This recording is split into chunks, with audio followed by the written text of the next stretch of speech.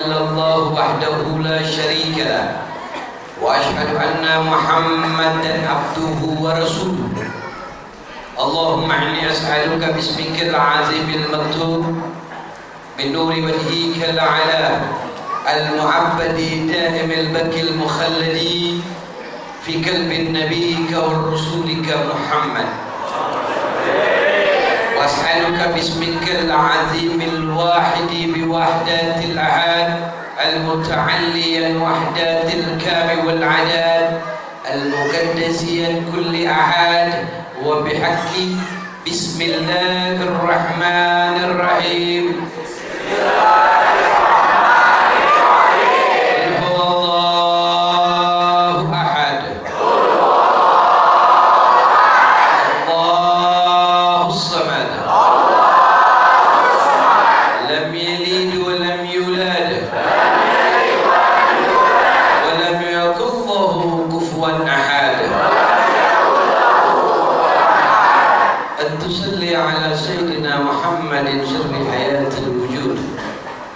وسباب العذاب لكل موجود، صلاة تثبت في قلبي الإيمان وتحافظني القرآن وتفاحمني منه الآيات وتفتح لي نور الجنات والنور النعيم ونور النذار إلا وجهك الكريم وعلى آله وصحبه وبارك وسلم أجمعين. أما بعد.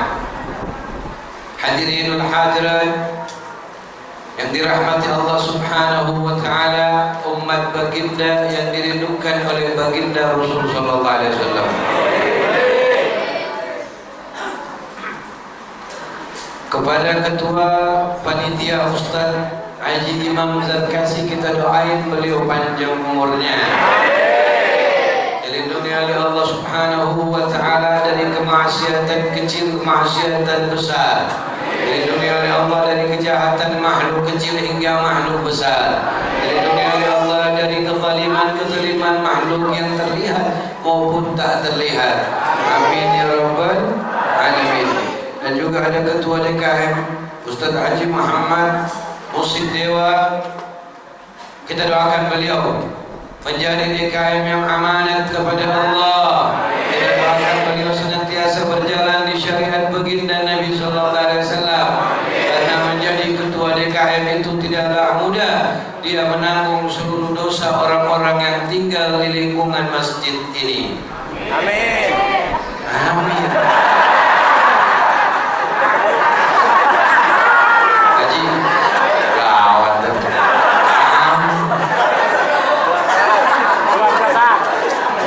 Masa diaminin nanggung dosa?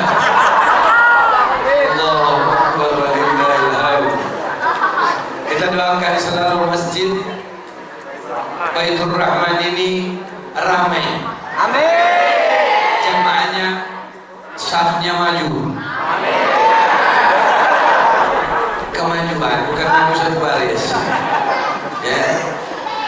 Mudah-mudahan insyaallah ini masjid menjadi masjid yang senantiasa mengajak orang-orang untuk selalu salat berjamaah, terutama subuh, zuhur, asar, maghrib, isya, duha, istikharah, tahajud, tobat.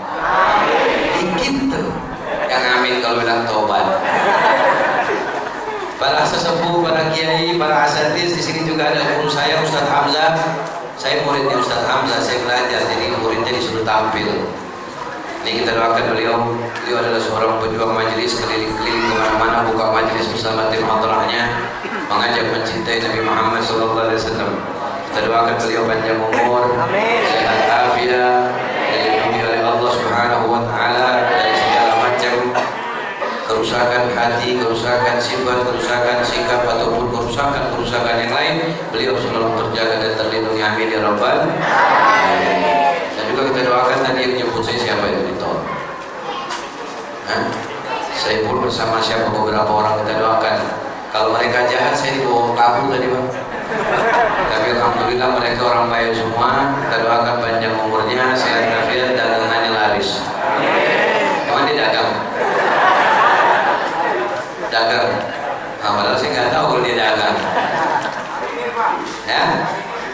dia marinir, berarti dagang apaan? Oh, Masya Allah, mudah-mudahan kita doakan beliau panjang umurnya. Pangkatnya masih sekolah apa gimana Pak? Biar naik pangkat lagi ya.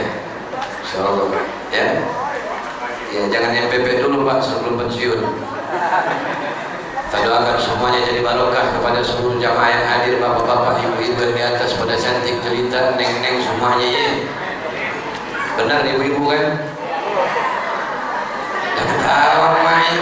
Kita bilang ibu-ibu bukan. Lah terus apaan Mak? Bukan neng. Lakinya manggil neng. Neng sini neng buatin kopi kan gitu. Walaupun sudah 70 tahun tetap mesra Bu. Inilah Maulid Nabi. Dengan memperingati Maulid Nabi, mari kita tumbuhkan rasa kecintaan kepada Nabi Muhammad SAW. Al-mahabbati fi qalbi. Mahabbah di dalam hati untuk Nabi Muhammad. Bagaimana cara menumbuhkan rasa cinta kepada Rasulullah? Ada yang tahu? Ada yang tahu? Mari kita pikirkan, kita bagi dua. Yang belum menikah kita geser ke kanan, yang sudah menikah kita geser ke kiri. Gak usah geser. Menumbuhkan rasa cinta kepada Rasulullah di dalam hati hingga terucap dengan lisan dan berlaku dengan semua tabiat, maka kita mencontohkan apa yang dikatakan oleh Nabi. Untuk mereka yang sudah menikah, siap-siap nanti ditagih sama istri. Oh, udah siap? Rekam. Ya kalau nggak direkam, nanti suaminya bilang apa buktinya? Rekam baik-baik. Kita mengikuti Nabi Muhammad atau kita mengikuti ajaran Nabi Muhammad?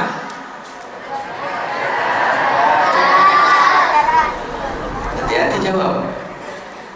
Pertanyaannya, kita mengikuti Nabi Muhammad atau kita mengikuti ajaran Nabi Muhammad?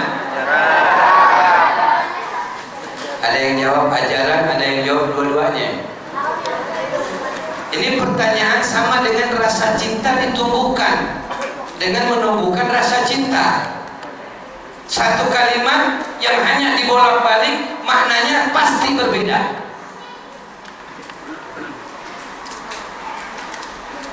Tumbuhkan rasa cinta.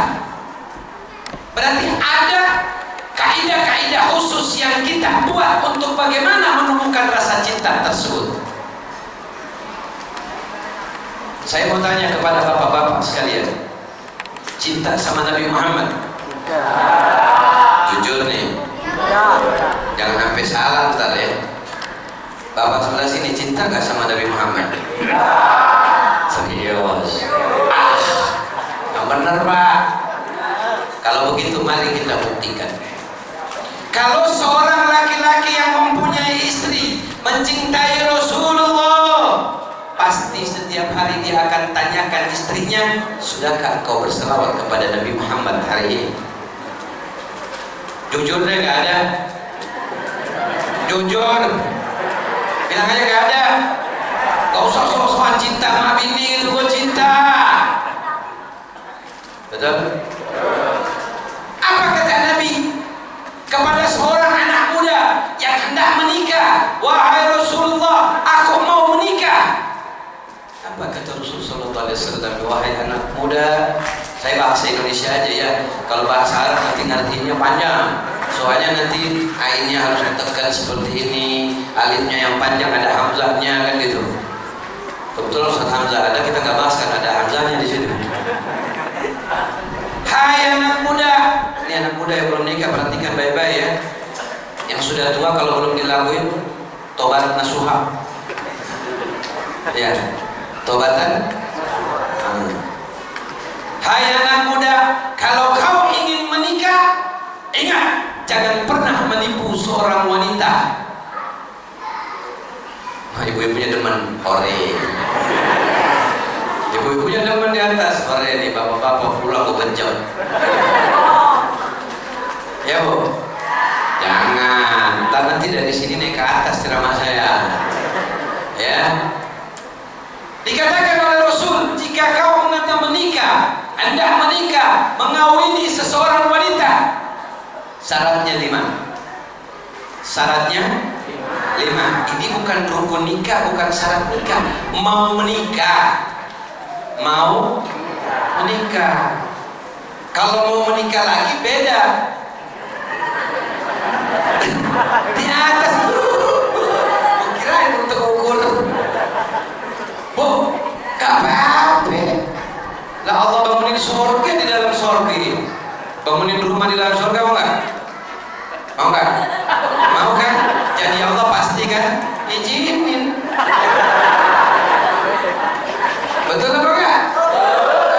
Allah punya janji nggak pernah salah, nggak pernah ingkar. Allah bangunin rumah di dalam surga. Kalau istri nyariin lagi suaminya nggak berani bilang bini. Gua bilang bini. Gitu Bu ya. Setuju Bu? Alhamdulillah. Tuh pada setuju. Dia udah pelajari. 5 hal yang harus dilakukan oleh satu orang laki-laki ketika dia hendak menikah. Harus tahu. Setelah saya terima nikah dan kawinnya, qabla tutaswi jawan nikah bi mahal mazkur. Itu harus tahu 5. Pertama kata Nabi, kalau kau sudah memberikan mahar yang sudah ditentukan 50.000 misalnya maharnya, ya, terus menikah sah secara agama, sah secara negara. Yang pertama, ajarkan istrimu ilmu agama mengenal Allah, mengenal Rasul, mengenal Al-Quran. Mengenal Allah, mengenal Rasul, mengenal Al-Quran. Sudah belum Pak? Yakin belum? Yakin saya belum? Betul?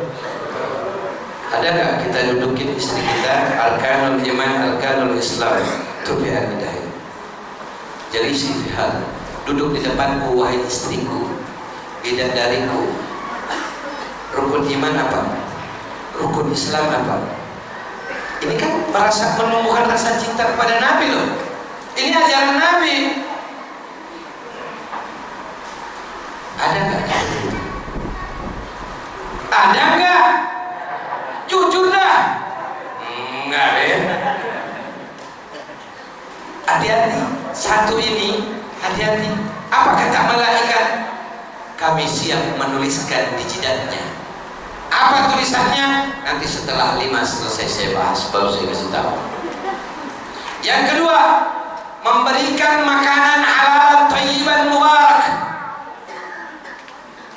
Bawa makanan dari acara maulid, alhamdulillah Pak, berkah. Ya, berkah. Bawa makanan dari hasil bohongin saudara.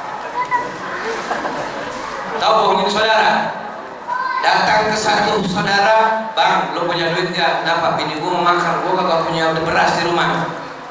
Duit gua kagak megang. Iya, lu gak megang duit, ngegablok duit di kantong. Paham gak?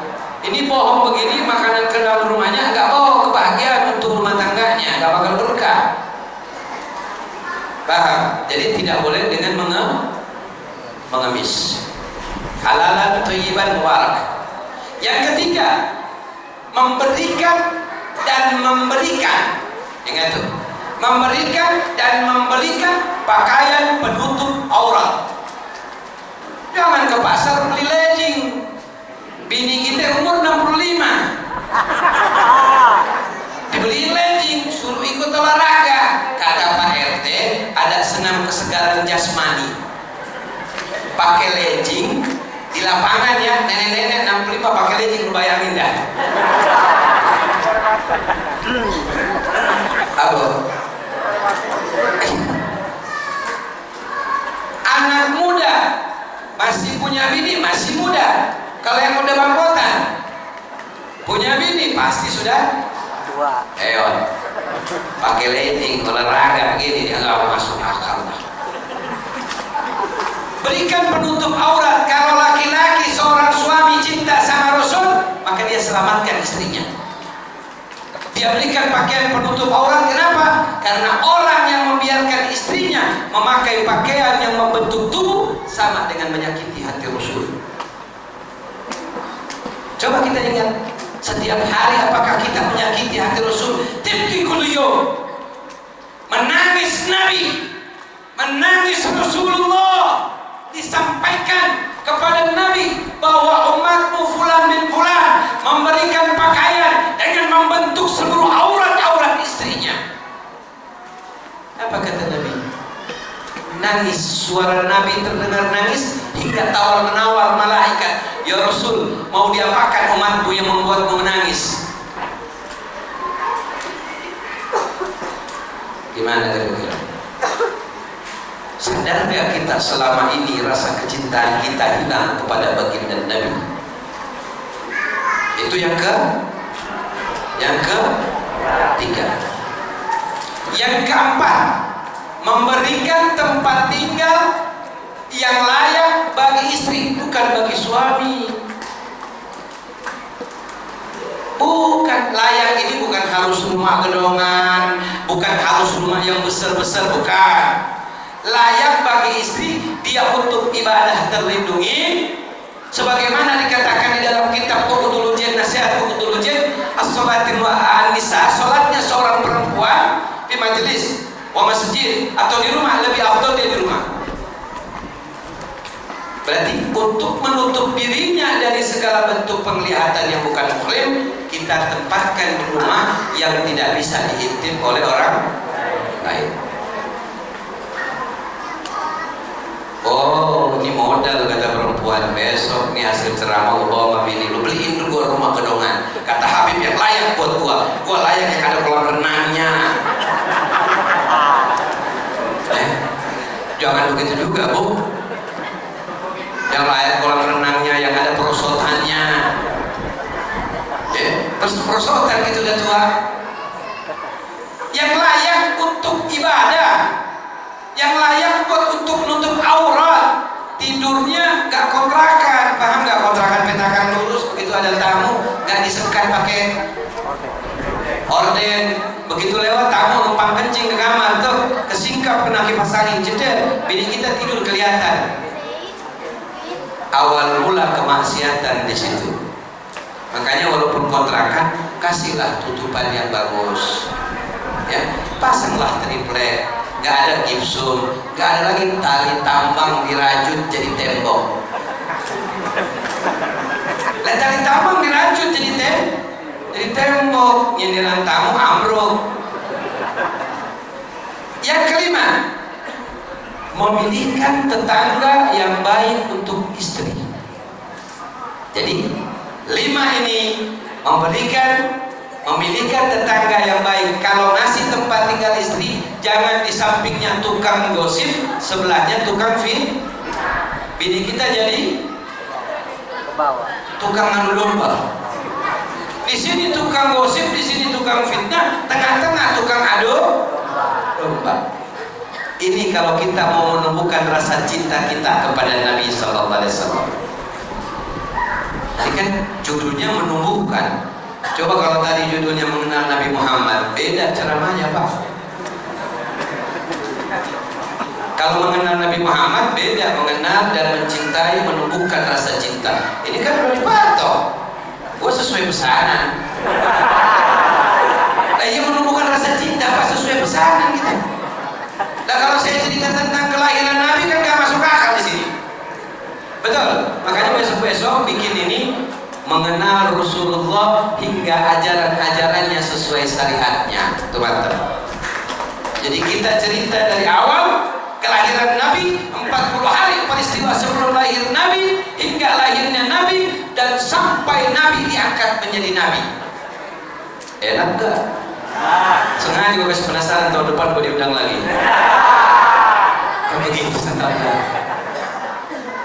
5 hal ini Pak, kalau ini tidak dilakukan, tidak dilaksanakan oleh umatku kata Nabi, maka kelak di yaumil kiamah Allah Subhanahu wa taala memerintahkan malaikat, tulislah di jidatnya status hamba itu tersebut menjadi seorang pezina.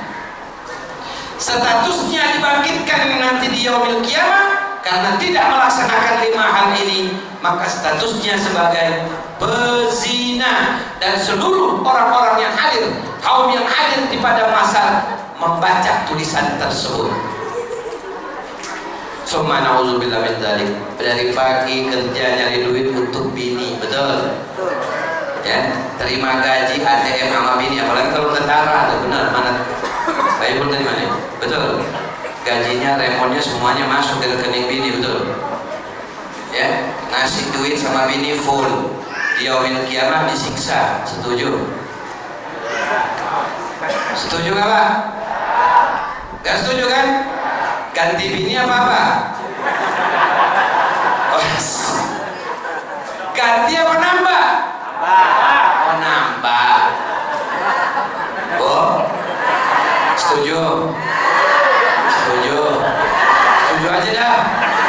Kenapa emang? Gak boleh? Gak boleh Pak? Nah ini rasa cinta. Lalu kemudian ini dari laki-laki. Lalu bagaimana dengan perempuan untuk menumbuhkan rasa cinta kepada Nabi Muhammad? Kita naik tingkat. Mohon maaf, bukan saya ingin memandang para wanita, tapi memang mereka di atas saya nengok. Udah siap Bu? Udah. Ketika wanita dinikahin, maka nikahnya tersebut diawali dengan baca selawat untuk pembatalan wudunya. Allahumma shalli ala sayyidina Muhammad wa ala sayyidina Muhammad, dikecup keningnya, terus batal wudu. Masuk ke dalam area kamar untuk bertempur sama Israel. Ada bocah di masjid cerita begitu kan kagak pantas. Kasih aja bahasa-bahasa asing. Ya, betul. Jangan di masjid ada anak kecil kita jor-joran dengan ngomongan yang kagak begitu, akhirnya menampakkan hasil didikan yang gak bagus. Walaupun itu benar, gak semua yang benar itu bagus dan gak semua yang bagus itu benar. Tempur sama Israel, hadirin tanknya, moncong tanknya udah keluar. Ya, apa yang pertama dilakukan? Para lelaki, sampaikan ke istrimu, ingatkan aku agar aku tidak lupa kepada Nabi Muhammad, karena keturunan nanti yang lahir akan menjadi pengumuman Nabi Muhammad, akan menjadi pengumuman Nabi Muhammad di hadapan seluruh nabi. Rasulullah mengatakan, umatku yang terbanyak, yang soleh, anaknya Ustadz Hamzah, dia adalah anakku, dia adalah putraku, mereka adalah orang-orang yang saleh, diumumin oleh Nabi Muhammad. Kira-kira kita bisa nggak begitu? Sebelum kita tempur Israel disunahkan, Bu, ingat jangan keburu-buru. 1 juz Al-Quran. Nah ini anjuran Pak. Baca dulu Al-Quran 1 juz, kemudian selawat 10 kali di jidatnya, selawat lagi 10 kali di pipinya, selawat lagi 10 kali di tempat yang lain. Pak, mohon maaf, ibunya ketawa Pak. Emang belum nyampe di situ ngajinya? Belum nyampe di situ ngajinya? Umur udah 70 tahun. Ya Allah, berarti gua salah tema, Ustaz. Harus seperti itu. Kenapa demikian? Karena seluruh dam yang ada di tubuh kita ini adalah damnya Nabi. Kalau bukan karena Rasulullah, kalian tidak akan ada, kita tidak akan ada, alam semesta tidak akan ada. Laula lamma halaqtum. Sekarang ini lagi rame, bukan nasab, ya kan itu. Ini Pak Alawi putus, ente gak usah bahas itu jauh-jauh kita. Mau diakuin Habib terserah, mau diakuin Pak Alawi terserah, enggak terserah. Yang paling penting diakuinlah kita sebagai umat Nabi Muhammad atau tidak. Itu yang paling penting. Mau dia seorang Habib, mau dia seorang kiai, kalau perbuatannya tidak bagus, jangan pernah ikutin. Ya. Nasab itu pertanda kita orang mulia. Betul. Tapi kalau kemuliaan Rasul kau coreng dengan perbuatan yang tidak bagus, kira-kira mulia kan? Ya bakal mulia. Menyakiti hati Nabi. Dan ingat, tidak banyak orang-orang menceritakan bahwasanya Rasulullah mengusir keturunannya yang telah menyepelekan ajaran agama Islam. Itu tidak ada yang bahas, Pak. Makanya pada ngaku cucu Wali Songo, cucu Habaib, cucu gini, cucu. Ente ngapain cucu, lu ibadah dulu yang bener.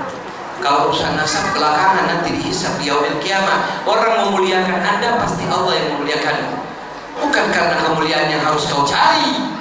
Oh saya misalnya karena di sini ada Rasulullah punya nama, terus saya turunannya, ini gua Habib, lu hormatin gua dong. Bukan begitu cara. Makanya kenapa hubungannya tadi yang saya ceritakan 5 akan menghasilkan keturunan yang mencintai Rasulullah. Siap belajar, Pak? Siap belajar ngaji begitu? Kalau itu dikupas, Pak, dari kuku, tulang, sumsum, nanti kita ketakutan saat kita deketin istri kita. Saat kita deketin, cinta kita akan hilang dengan Rasulullah. Kalau itu kita nggak tahu. Ini menumbuhkan rasa cinta, tapi praktek di rumah kita menghilangkan rasa cinta kepada Nabi. Makanya apa kata Rasul sallallahu alaihi wasallam kepada Nabi sallallahu alaihi wasallam? Ad-dunya mal'unatun. Mal'un ma fiha. Dunia ini terlaknat dan terlaknat apa yang ada di dalamnya. Kita semua ini orang yang takut bilang terlaknat gitu. Kita hidup di dunia. Kan disebutkan ad-dunya mal'unat. Dunia itu terlaknat, mal'un ma fiha. Terlaknat semua apa yang ada di dalamnya. Ila zikrillah, kecuali orang-orang yang berzikir kepada Allah. Kita tadi berzikir, makanya tadi di rumah sahabat, bapak siapa tadi? Pak siapa? Haji Tukino. Kita doain Haji Tukino insyaallah sehat afiat, panjang umurnya ya. Tadi di rumah beliau, saya mengucap malam hari ini Allah mentakdirkan malam hari ini orang-orang yang hadir di sini, kampung ini terhindar dari laknatnya Allah. Itu dijamin, Pak. Saya berbicara bukan tidak berdasarkan dalil. Ini dalilnya sahih. Ya, makanya tadi saya sebutkan dunia mal'unatun mal'un ma fiha. Ila zikrillah, kecuali orang-orang yang berzikir, wa'allimu, orang-orang yang berilmu, mempunyai ilmu agama. Ilmunya sesuai syariat Nabi, diamalkan dengan benar-benar sesuai syariat Nabi. Wa muta'allim, dan orang-orang yang belajar. Di sini kan kita banyak yang belajar ngaji. Allah Subhanahu wa taala tetapkan mereka ini terhindar dari laknatnya Allah Subhanahu wa taala. Dan kita tidak termasuk orang yang merugi. Siapa yang mau rela, Pak, dari maghrib duduk begini, Pak? Ya, dapat makanannya paling semangka nasi, betul? Betul? Aqua doang, dengerin orang ceramah, bobot ilmu juga nggak ada, betul? Betul gitu. Jangan sengkan, jangan takut, bilang aja betul. Kita kan lagi buka. Ya, siapa yang mau rugi, Pak? Kalau berdiri kita dapat di hadapan komandan kita, misalnya kita disuruh BP masih dapat hasil. Ya? Gak ada yang mau rugi. Tapi karena kita mau duduk di sini, Allah Subhanahu wa taala menyampaikan kepada Rasul, dan Rasul bersabda kepada Rasul sallallahu alaihi wasallam, "Man ahabba dunya." Siapa orang yang mencintai dunianya, adara bi akhirah, maka akan membahayakan akhiratnya. Dia nggak mau ngaji, dia nggak mau sholat, bahaya nggak akhiratnya? Bahaya kan? Nah, ada satu aliran yang mengajak gajah, mempropaganda orang-orang yang kerja di kantor, yang dia bawa man ahabba akhirah, ada di dunia. Siapa orang yang mencintai akhiratnya akan membahayakan dunianya. Ini sabda Nabi. Dipotong yang awal, diambil yang tengah, yang terakhir dibuang. Fa'asilu yabqa ala ma yafna. Tempatkanlah yang kekal di atas yang fana. Yang di tengah diambil man ahabba akhirat adara min dunia. Lu kalau sholat mulu duit dari mana? Betul. Anak kudu diempanin, wigi kudu diempanin, ya. Dapur kalau kagak ngebut kita pasti berantem mulu, betul. Ini dalil dipotong, saudara. Ya, dipotong agar supaya orang-orang kantor semuanya itu mementingkan pekerjaannya dan menyampingkan daripada akhiratnya. Sementara Rasulullah menyampaikan fa'asiru yabqa, tempatkanlah yang kekal ala ma yafna, di atas yang fana. Makanya kita pentingnya itu akhirat. Datang waktu sholat ya sholat, selesai sholat ente gak usah banyak zikir kalau memang ada kerjaan. Kalau memang banyak kerjaan ya gak usah ente duduk zikir sampai 1000 kali selawat. Kerjaan ente terganggu, nanti orang yang gaji marah. Ini harus dilempengin ya. Kang Fajar, di sini ada kiai kita satu, penampilannya kayak gini nih. Ini satu orang kiai namanya Kiai Fajar. Cuman penampilannya kayak gini nih. Orang yang berilmu penampilan datang seperti itu. Menilai kita cuman ya hanya melihat saja laporan Kiai Fajar. Ya. Jadi kita mesti harus belajar. Jangan kita ngurutin sesuatu yang memang notabene-nya kita ditekan. Ente akhirat kejar terus, dunia lupain. Ente zikiran terus. Bini gak diurus, anak gak diurus, masuk surga gak? Tidak. Masuk surga gak? Tidak. Nabi pernah nyampaikan ada satu orang soleh yang tiap hari insya Allah dia jumpa sama Nabi. Jumpa dia karena cintanya sama Nabi. Tapi satu malam istrinya ini kepengen berangkat ke Israel. Pahamlah? Ya? Ngerti ya? Kepengen berangkat ke Israel. Dianya nggak mudeng, pegang tasbih aja terus sampai akhirnya bininya tertidur. Ketika bininya tertidur, bangunnya suaminya meninggal dunia. Diceritakan oleh Nabi. Ketika meninggal dunia, nanti dibangkitkan oleh Allah. Ini orang ditetapkan masuk neraka, padahal gak pernah maksiat, gak pernah,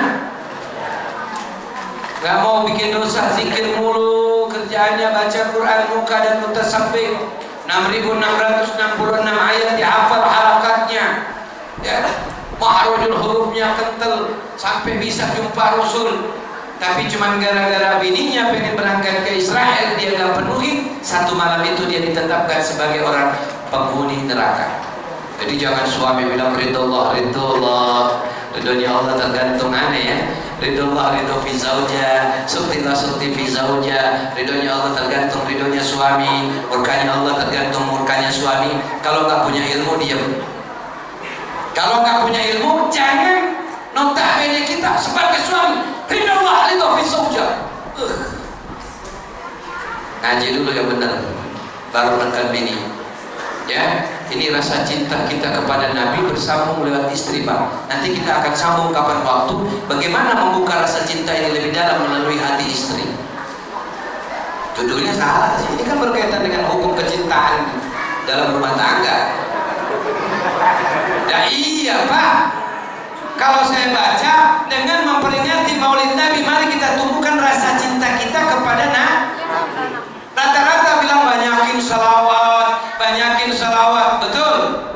5 natul salawat ini kiraatul salawat, ukutubul salawat, atau tabiatnya. Ini yang perlu kita tahu. Makanya saya ajarkan karena di sini berumah tangga kita menjurus kepada membuka rasa cinta kepada Nabi lewat istri. Istri itu kalau buka rasa cinta sama Nabi, top. Mantap, maknyos, ya, betul. Di sini acaranya sampai jam berapa? Jam 10. Jam 10 berarti udah ada. Ya udah jam 10. Biasanya kita ceramah 2 jam setengah nggak sadar pingsan. Jadi saya berharap masyarakat di sini ya yang mencintai Nabi Shallallahu Alaihi Wasallam, karena Rasulullah ini sangat sayang sama kita, sangat sayang sama kita. Diriwayatkan dari Bazar, Bazar ini meriwayatkan satu hadis Nabi Shallallahu Alaihi Wasallam tentang apa? Tentang kadar suatu selawat. Nabi pertama berkata, aku mengenal kalian dari mana? Dari kadar selawat yang kalian baca. Lalu Bazar menyampaikan pula bahwasanya ada malaikat yang bertugas menulis nama-nama kita di kertas khusus. Oh si fulan, Ustadz Hamzah baca selawat, kayak kita punya WA. Tahu WA? WA ya, WA itu awas pengawasan anak dan istri ya. WA masuk, tik nama kita di atas, baca selawat. Malaikat berkata, ya Rasulullah, si fulan membaca selawat, maka ditulis terus nama kita. Maka kalau kita ingin mengenal Nabi, banyak baca selawat. Betul? Itu biasa kita dengar, menumbuhkan rasa cinta lewat istri, baru dengar. Sayang tadi harusnya gua nggak bahas. Iya, besok-besok aja. Tahun depan biasa gua modal. Jemaah sekalian rahmati Allah, ibu-ibu paham?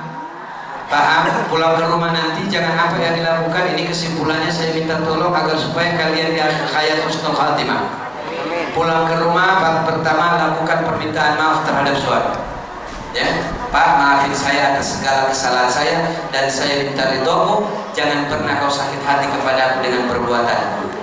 Jika salah, nasihatin aku. Itu yang pertama. Yang kedua, kalau masak jangan pernah menuruti hawa nafsu anak. Masaklah sesuai kehendak suami. Suami pengen pedas, masakin dulu pedas, baru kemudian masakin anak.